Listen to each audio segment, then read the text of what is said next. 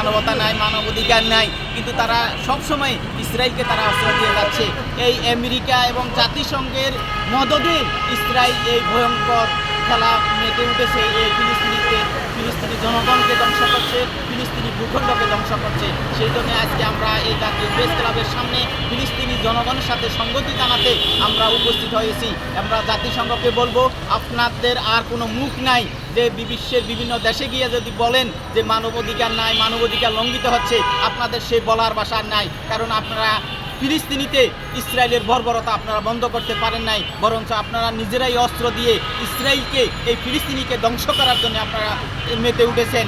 এই বিশ্বের মোড়ল ধ্বংসকারী এই আমেরিকা বিশ্বের বিভিন্ন দেশের গণতান্ত্রিক শাসকদেরকে তারা টাকার বিনিময়ে তারা পরিবর্তন করে, তারা দখলদারদেরকে বসায়। আপনারা জানেন যে আফগানিস্তানে হামিদ কারজাইকে তারা দখলদার হিসেবে বসিয়েছিল, তাদের নির্বাচিত সরকারকে পরিবর্তন করে। আমাদের দেশেও সেই আমেরিকা 29 মিলিয়ন টাকা দিয়ে বাংলাদেশে নির্বাচিত সরকারকে পরিবর্তন করে দখলদার বসায়। অর্থাৎ আমেরিকার কাজই হলো বিশ্বের বিভিন্ন দেশে তারা মানবাধিকার ধ্বংস করা, আর নিজেরা যাইয়া সবক দেয় যে অমুক দেশে মানবাধিকার নাই, অমুক দেশে মানবাধিকার নাই। কিন্তু মানবাধিকার ধ্বংস করার জন্যে একমাত্র দেশ হলো আমেরিকা।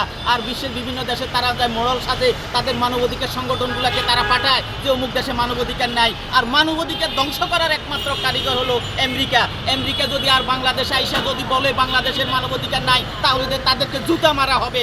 এবং জাতিসংঘ যদি বাংলাদেশে আইসা বলে যে বাংলাদেশের মানবাধিকার নাই, তাহলে জাতিসংঘকে জুতা মারা হবে। কিছুদিন আগে আপনারা জানেন যে আমাদের জাতিসংঘের মহাসচিব বাংলাদেশে আসছে, আমি সেদিন ঢাকায় ছিলাম না, না হলে তাকে প্রতীকী জুতা দিয়ে আমি প্রতিবাদ জানাতাম। তারা যদি যেভাবে বলে যে বাংলাদেশে মানবাধিকার নাই, আর যদি মানবাধিকার তোমরা প্রতিষ্ঠা করতে চাও, তাহলে আগে ফিলিস্তিনিতে গিয়ে তোমরা মানবাধিকার প্রতিষ্ঠা করো। সেখানে তোমরা মানবাধিকার প্রতিষ্ঠা করতে পারো না।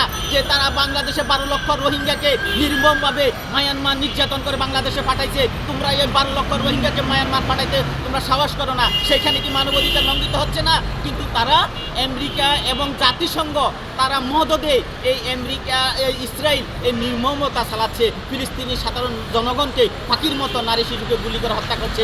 একটা সভ্যতার যে রাফা শহরকে তারা ধ্বংস করে দিচ্ছে। আমরা এই নিন্দা জানাচ্ছি এবং অবিলম্বে এই ইসরায়েল কর্তৃক ফিলিস্তিনির নির্মমতা বন্ধ করার দাবি জানাচ্ছি। মুসলিম বিশ্বের তীর্থস্থান মক্কা শরীফ, সৌদি আরব, সেই সৌদি আরবে এখন এই ইসরায়েল যে নির্মমতা চালাচ্ছে, কিন্তু তারা কোনো কথা বলছে না। এখন অনেকে তো বলে যে সৌদি আরব এই ইসরায়েলি মেয়েদেরকে নিয়ে তারা সংসার করে, ইসরায়েলের মেয়েদেরকে নিয়ে তারা ফুর্তি করে, সেই জন্যেই এই সৌদি আরব ইসরায়েলের বিরুদ্ধে কোনো কথা বলে না। কিন্তু তারা মুসলিম বিশ্বের নেতৃত্ব দিয়ে যাচ্ছে। প্রতি বছর কোটি কোটি মানুষ সৌদি আরবে হজ করতে যায়, সেখানে গিয়ে সেই রিজার্ভ দিয়ে তারা আমোদ ফুর্তি করে, কিন্তু বিশ্বের মুসলিমের অধিকার নিয়ে তারা কোনো কথা বলে না। আমরা এই সৌদি আরবের এই নীরবতাকে আমরা ধিক্কার জানাচ্ছি এবং সৌদি আরব এখন মুসলিম বিশ্বের নেতৃত্ব দেওয়া থেকে তাদেরকে বিরত থাকা উচিত, যেহেতু তারা মুসলিম বিশ্বের অধিকার তারা রক্ষা করতে পারছে না। ওআইসি যে মুসলিম বিশ্বের সবচেয়ে বড় সংগঠন, ওআইসিও এখন এই ইসরায়েল যেভাবে নির্মমতা চালাচ্ছে ফিলিস্তিনির উপর, তারা কোনো কথা বলছে না। সৌদি আরব কোনো কথা বলছে না। এই ইসরায়েলের পাশে অনেকগুলো মুসলিম কান্ট্রি আছে, তারা কেউ কোনো কথা বলছে না। ইসরায়েল নির্মমভাবে ফিলিস্তিনি জনগণকে পাখির মতো গুলি করে হত্যা করা হচ্ছে।